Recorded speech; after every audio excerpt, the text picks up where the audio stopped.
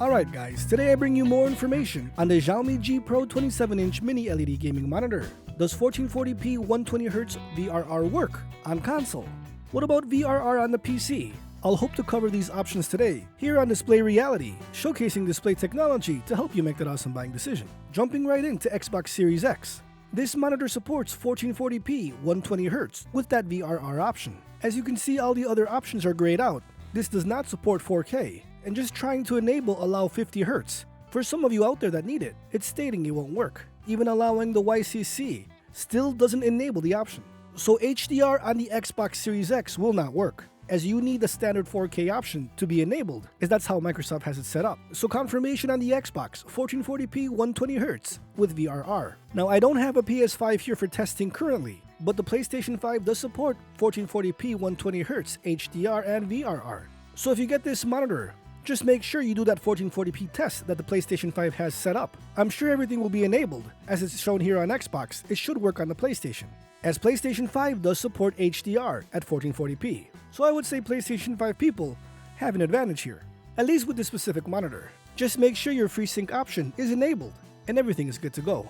There have been no issues with HDR on or off, also with local dimming on or off. Everything just works. And for the next couple of games you're going to see on the Xbox, I do have all these settings enabled, but HDR is off and local dimming is on high. The really cool thing about this monitor is that SDR looks like HDR, as you can see by these scenes. Now I do record on a channel in HDR, but you can see those highlights. They are crazy good. Soon I'll have my review on this monitor with the UFO test, the brightness test. And let me tell you, this monitor gets very bright. It's one of the brightest monitors. At this price point, even brighter at double the price. I mean, you could be easily tricked to think this is HDR. It's that bright. All the highlights are there. The shadow detail is not that bad, meaning there's no blackening, the dimming zones light up. And I would think because this is a fast IPS, it's a little bit brighter than an HVA or VA panel. But for that gamer that plays mature games, you will be set. But what if you want to buy this monitor for a younger sibling? Or you just want a family monitor? Here with the Gator, I did have to lower the brightness to 70. You may even have to do it to 60. This monitor is a brightness cannon, and especially with a game like this when there's a lot of light, a lot of color, it may be overpowering sometimes. So if you do buy this monitor for someone, make sure you set it up for them. You don't want them to blow out their eyes. First-person shooters really do look good. And once again, because this is a fast IPS at 180Hz, everything is silky smooth. This is one of the best IPS panels, especially at this price point. I would even say it's the best. Because, again, like in the review you're going to see coming up, you can even turn off local dimming, and I can guarantee you it rivals any nano IPS on the market.